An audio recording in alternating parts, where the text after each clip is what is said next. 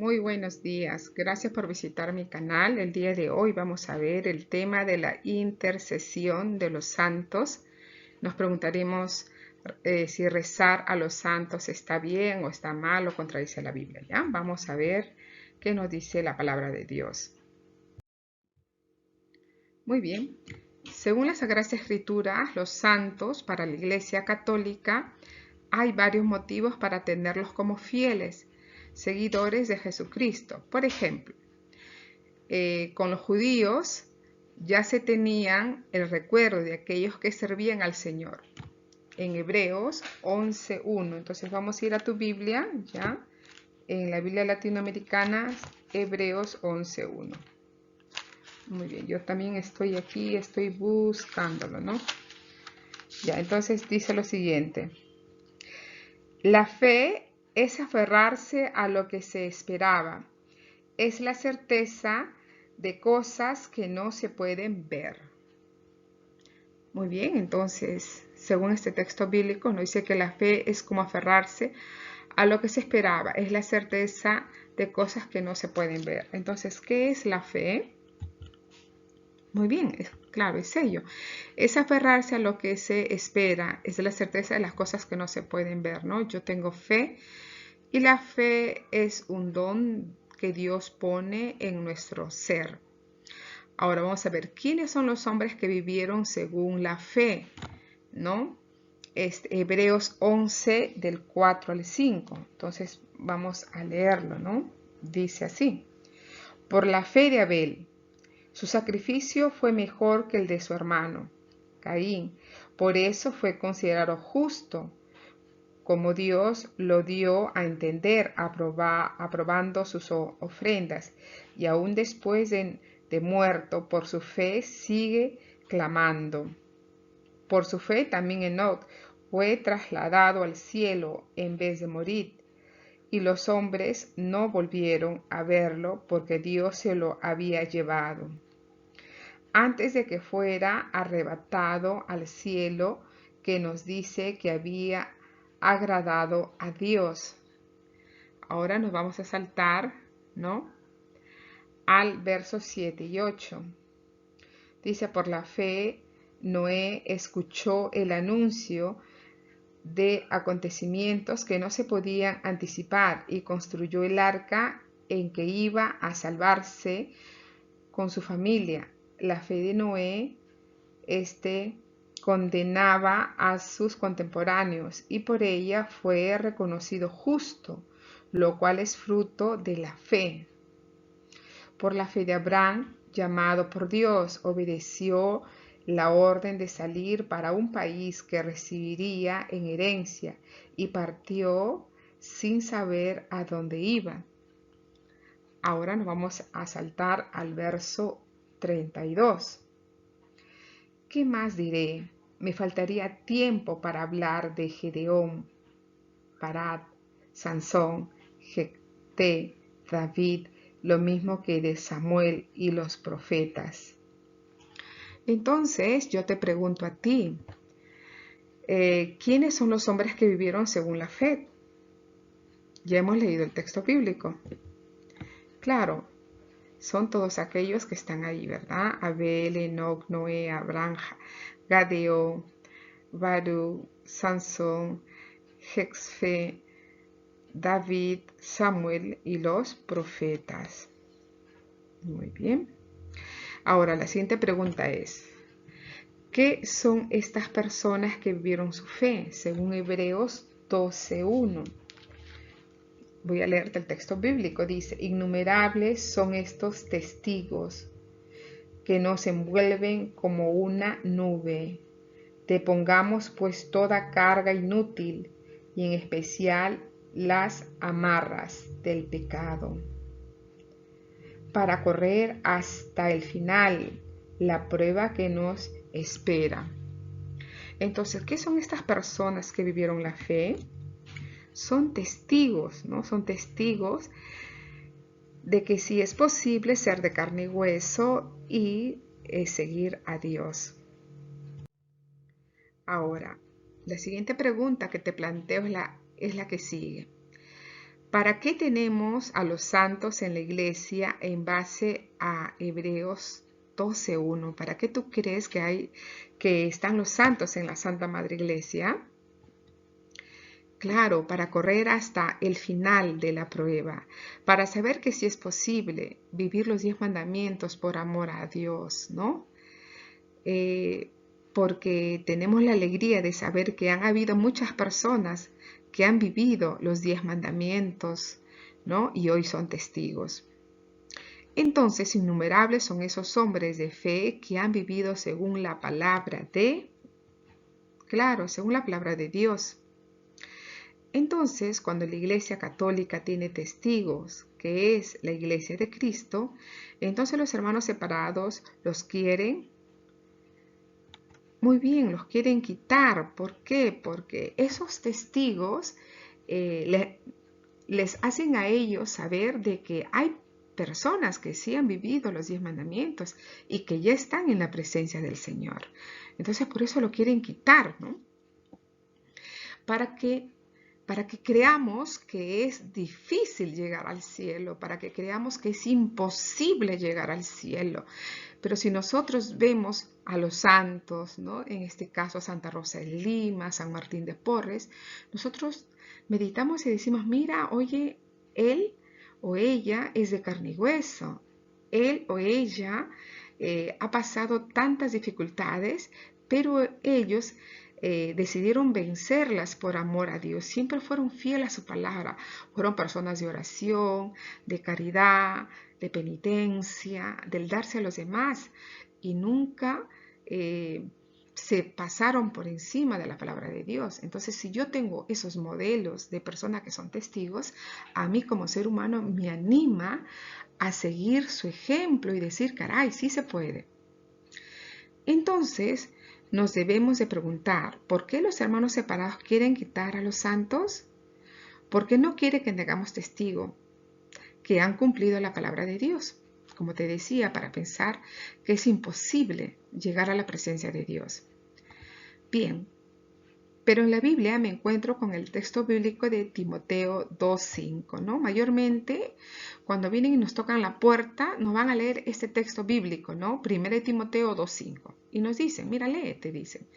Dios es único y único también es el mediador entre Dios y los hombres.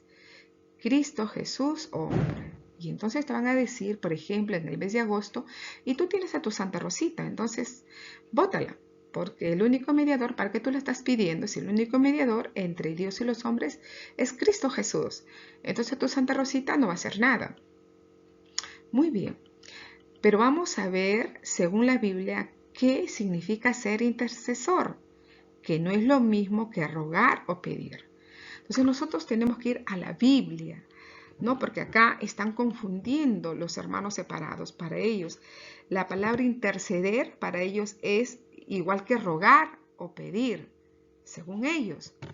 Pero nosotros tenemos que irnos a la Biblia para saber qué significa la palabra intercesor, si será igual que rogar o pedir. Entonces para eso vamos a irnos a primera de Timoteo, capítulo 2, y vamos a leer el verso del 5 al 6, ¿no?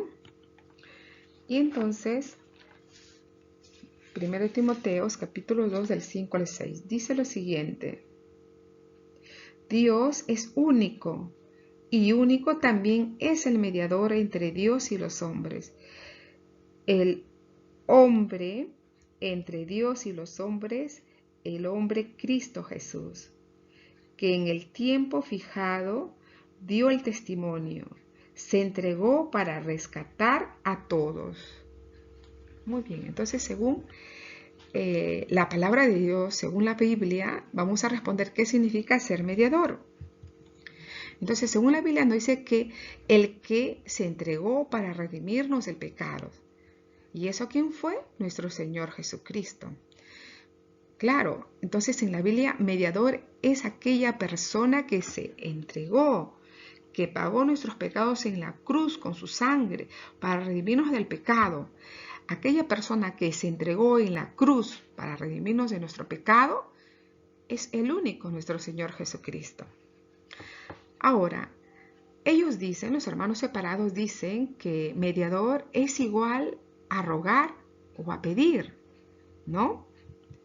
No, mediador en la Biblia es el que se entregó su vida para salvarnos del pecado. Eso dice en la Biblia lo que es mediador. Según la Biblia, mediador no es rogar o pedir, ¿no? Ellos no, nos quieren decir, es así. No, no es así. Yo tengo que irme a la Biblia.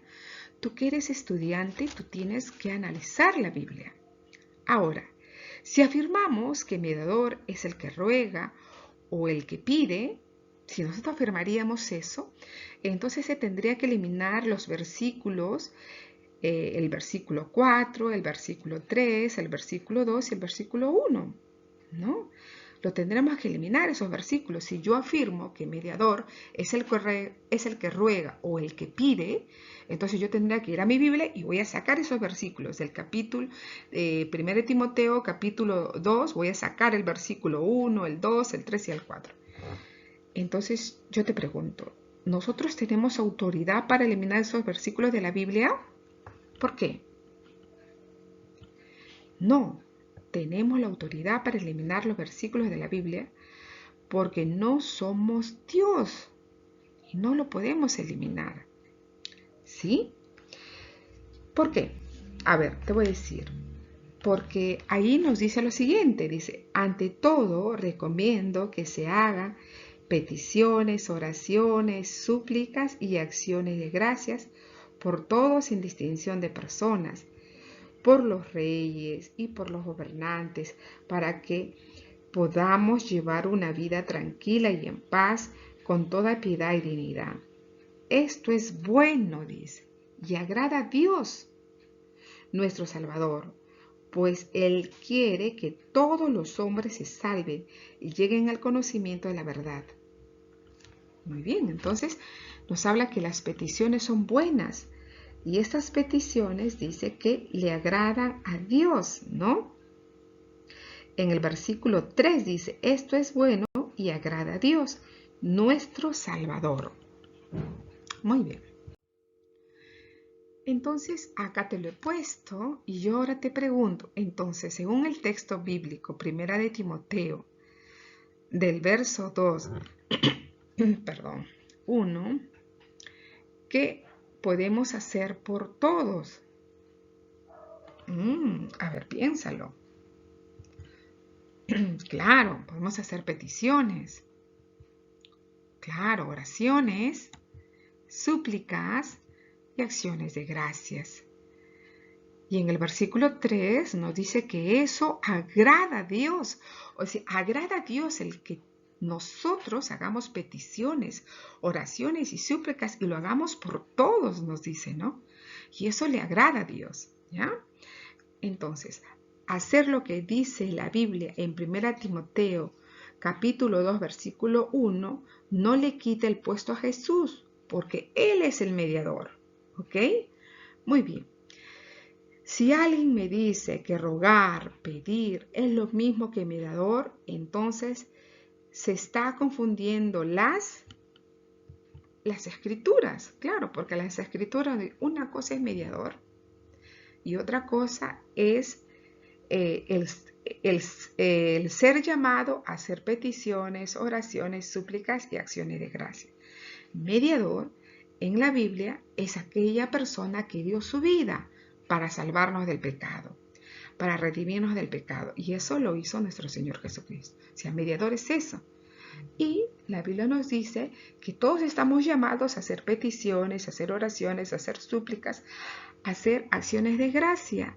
Dice que todo ello le agrada a Dios. ¿Ya? Muy bien, entonces, acá hay un pequeño dibujito que te he preparado y dice el pastor, dice se pone en el medio para pedir sanación. El pastor se pone, le pone la mano a su feligres y pide por su sanación, ¿no? Entonces, debería de decir, ¿no? No vengan a mí, yo no le puedo quitar el puesto a Jesús. Vayan a Jesús, que Él directamente lo sane, porque ahí Él estaría actuando según la concepción protestante que tiene de mediador, ¿no? Que se está poniendo en el medio de Él. de Jesús, ¿no? Entonces yo te pregunto, ¿por qué nosotros decimos que los santos pueden rogar, pueden pedir por nosotros si Cristo es el único mediador? Porque hay una diferencia entre el mediador de la Biblia y el mediador de los protestantes, ¿no es cierto? Muy bien, entonces mediador mediador para los protestantes o de los protestantes es el que se mete en el medio. Y si un santo se mete en el medio, le quita el puesto a Jesús. Esto es una doctrina protestante y no es verdad, porque hasta el pastor protestante se pone en el medio y pide sanación para sus seguidores, ¿no es cierto? Entonces, esto yo creo que tú lo tengas claro, porque hay muchas personas que te leen, ¿no? 1 Timoteo 2:5, te dicen, el único mediador entre Dios y los hombres es Cristo Jesús. Entonces ya ves, ¿para qué tú vas a rezar a los santos? ¿Para qué tú vas a orar? Eso no, eso está prohibido. Pero acá hay que ver, pero ¿qué dice, según la Biblia, qué significa mediador? Y tú te tienes que ir a la Biblia. Entonces en la Biblia, mediador se le atribuye a aquella persona que entregó su vida para redimirnos del pecado. Y la única persona que entregó su vida para redimirnos del pecado es Cristo Jesús. Y en 1 Timoteo 2, del 1 al 5, nos dice que nosotros estamos llamados a hacer peticiones, oraciones, súplicas, acciones de gracias, y por todas las personas, sin distinción, nos dice. Y todo ello dice que le agrada a Dios, dice, bien claro lo dice, ¿no? Dice que es bueno, ¿no? Muy bien. Entonces, después de la muerte, el cuerpo se descompone, pero el espíritu no está sometido al tiempo y al espacio, ¿no? Entonces, vamos a ver qué nos dice en la Biblia, ¿no? Porque también hay una objeción. Los hermanos separados dicen que cuando uno ya se murió, ya no hay nada hasta la resurrección. Estás bien muerto. Muy bien, pero tú eres un estudiante. Y el estudiante, como yo les digo en clase, el estudiante estudia, investiga, entonces tú te tienes que ir a la Biblia. ¿Será cierto eso? ¿Será que cuando uno muere ya no pasa nada, ya estás muerto hasta esperar la resurrección? A ver, vamos a ver. En Eclesiastés 12:7 dice, el polvo vuelve a la tierra de donde vino y el espíritu sube a Dios que lo dio. Entonces, no dice que hemos venido del polvo y al polvo iremos, pero nuestro espíritu sube a Dios porque Dios lo dio, ¿no? Nuestro espíritu sube a Dios porque Dios lo dio y seremos juzgados, ¿no? Y bien, según la Biblia, después de la muerte hay dos juicios, ¿no? Nuestro espíritu pasará por dos juicios. Primer juicio particular, Mateo 5:25, nos dice, trata de llegar a un acuerdo con tu adversario mientras van todavía de camino al juicio. ¿O prefieres que te entreguen al juez y el juez a los guardias que te encerrarán en la cárcel? Entonces nos habla, ¿no? Ese juicio particular, ¿no? Entonces yo acá tendré que tratar, pues, ¿no? De ese juicio, de tener presente mi juicio particular, ¿no? De tratar de vivir los mandamientos, de subsanar heridas, de perdonar, de vivir la misericordia, de ser justo, de mirar a Jesús crucificado que desde la cruz nos enseñó a perdonar. Muy bien. Ahora también nos dicen que hay un juicio final que está en Mateo 25 del 31 al 32 y de ahí nos saltamos al verso 41 y nos saltamos al verso 46. Nos dice, cuando el Hijo del Hombre venga en su gloria acompañado de todos sus ángeles, se sentará en su trono de gloria, serán congregados delante de él todas las naciones y él separará a los unos de los otros como el pastor separa las ovejas de las cabras. Entonces dirá también a los de la izquierda, apártense de mí, malditos, al fuego eterno, preparado para el diablo y sus ángeles. Irán estos al castigo eterno y los justos a la vida eterna, ¿no? Bien, nos habla acá del fuego eterno, y el fuego eterno es el infierno, ¿ya? Y hay personas a veces que nos dicen, no, el infierno no existe. No, el infierno existe, porque es palabra de Dios. Muy bien. Entonces la doctrina protestante, que uno se murió y se acabó hasta que venga la resurrección. Y de ahí se empieza a vivir de nuevo. Esa doctrina protestante, Jesús la rechazó. ¿Y en dónde, maestra? En Juan 11, del 23 al 24. Dice así. Jesús le dijo, tu hermano resucitará. Marta respondió, ya sé que será resucitado en la resurrección de los muertos en el último día. Igual como dicen los protestantes, ¿no? Bueno, ya se murió, no pasa nada, claro, sí va a resucitar, pero en el último día, ¿no? Muerto, está bien muerto, ya no tiene vida. Así dijo Marta, Jesús. Para Marta, después de la muerte, ya se acabó, ya no hay nada. Pero Jesús le corrige. Mira acá, Jesús corrigió esta visión protestante de Marta. Porque Marta pensaba que cuando ya uno muere, ya queda muerto hasta la resurrección, ¿no? En Juan 11:25, Jesús le dijo, yo soy la resurrección y la vida. El que cree en mí, aunque muera, vivirá. O sea, Jesús le dice, oye, discúlpame, ¿no? El que cree en mí, aunque muera, vivirá. Así dice Jesús. O sea, que no quiere decir que ya se murió y ya está. No, dice, aunque muera, vivirá. ¿No? Nos está hablando de que nuestra alma está viva. Entonces, ¿crees que después de la muerte hay vida? A ver, si tú eres una Marta, que estás que dudas, Jesús te aclaró, entonces, ¿crees que después de la muerte hay vida? ¿Y por qué? Sí, porque Jesús lo dice. Y yo le creo a él, porque nos habla también en la parábola de Lázaro y del rico Epulón, ¿no? ¿Te acuerdas la parábola de Lázaro y el rico Epulón? Cuando ya Lázaro, ¿no? Que comía las migajas del rico Epulón con la mesa, con grandes banquetes y lo que se le caía, el pobre Lázaro lo comía, ¿no? Ya cuando mueren los dos, son juzgados, ¿no? Y el rico Epulón se va al infierno y Lázaro está en el cielo.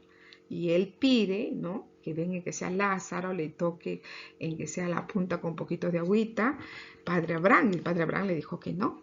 Y entonces el rico Epulón le dice, por favor, Padre Abraham, manda ya a ver a mis hijos, ¿no? Para que ellos tengan una vida correcta y no lleguen a este martirio.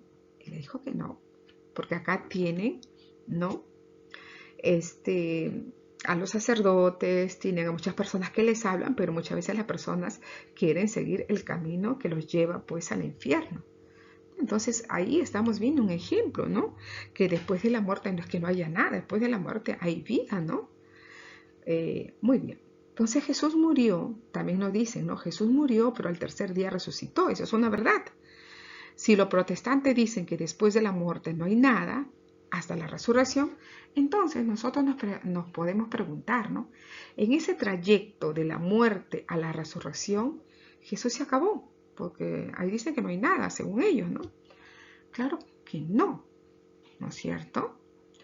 Entonces, el sábado nos podemos preguntar, ¿dónde estaba? Para saber, vamos a la Biblia. En 1 de Pedro 3, del 19 al 20, ¿a dónde descendió Jesús estando muerto? Este lugar estaban los muertos desde la época de Noé. Entonces fue a predicar a los espíritus encarcelados, ¿no? Fue a predicar, o sea, él bajó hacia los espíritus. Estaban ahí encarcelados estos espíritus que esperaban a Jesús para ser juzgados, estos espíritus, ¿no? Me refiero a esas personas que se negaron a creer en tiempos de Noé, cuando se iba acabando la paciencia de Dios y Noé ya estaba construyendo el arca. Pero algunas personas, 8 en total, entraron al arca y se salvaron a través del agua. Entonces, todas esas personas, desde la época de Noé hasta la resurrección de Jesús, estaban encarcelados, nos dice. Eran espíritus encarcelados que estaban esperando ser juzgados. O sea, quiere decir que después de la muerte no es que no haya nada. No, ahí están los espíritus que ahí esperaban ser juzgados. Entonces Jesús descendió a los infiernos, que era el lugar donde las almas esperaban ser juzgadas, porque el cielo ya estaba cerrado y las almas esperaban la resurrección de nuestro Señor Jesucristo, porque con su resurrección nuestro Señor Jesucristo nos abrió el cielo, ¿no? Y cuando ya juzga a estas almas, unas se van al cielo, otras se van al purgatorio y otras se van al infierno, que es el fuego eterno. Entonces, ¿quién está más cerca de Dios? ¿Un santo o el pastor protestante? ¿Por qué? Bueno, él responde que él, o sea, el pastor, porque él está vivo y el santo está muerto. Esto es totalmente falso. Vamos a ver Hebreos 12, del 22 al 23. Dice, ustedes en cambio se han acercado al cerro de Sión, a la ciudad de Dios vivo, a la Jerusalén celeste, con sus innumerables ángeles, a la asamblea en fiesta de los primeros ciudadanos del cielo, a Dios juez universal, al que rodea los espíritus de los justos, que ya alcanzaron su perfección. Según el texto bíblico, ¿cuál es la característica de los santos? Bueno, al cumplir, ¿no?, la voluntad de Dios, ellos ya alcanzaron la perfección. Entonces, esa es la característica de los santos, ¿no? Muy bien. Entonces, para ver las oraciones de los santos por nosotros siendo llevados al altar de Dios, veamos Apocalipsis 5:8. Dice, cuando tomó los 4 seres vivientes, se postraron ante el Cordero. Lo mismo hicieron los 24 ancianos, que tenían en sus manos arpas y copas de oro llenas de perfumes, que son las oraciones de los santos. Los 4 seres vivientes son los 4 evangelistas, 24 ancianos, 12 tribus de Israel y 12 apóstoles. Entonces, ¿pueden los santos llevar nuestras oraciones a Dios? ¿Por qué? Sí, porque están ante el Cordero, que es Jesús, y sus oraciones son como perfumes. Muy bien. Ahora te he preparado este bonito pergamino y te pido que redactes tu compromiso en aprender que la intercesión de los santos es bíblica. Según Apocalipsis 5:8, ellos llevan sus ruegos a Dios porque son testigos de la fe. Entonces, redacta tu compromiso, ¿no? Bueno, yo me comprometo a aprenderme los textos bíblicos para defender mi fe. Yo me comprometo a analizar la Biblia, ser bastante crítico. Yo me comprometo a revisar varias fuentes, ¿no?, para tener más claro este tema sobre la intercesión de los santos. Muchas gracias por ver este video, que lo he hecho con mucho cariño. Por favor, no te olvides de suscribirte a mi canal y darle un like, que eso me ayuda muchísimo. Muchísimas gracias. Dios te bendiga.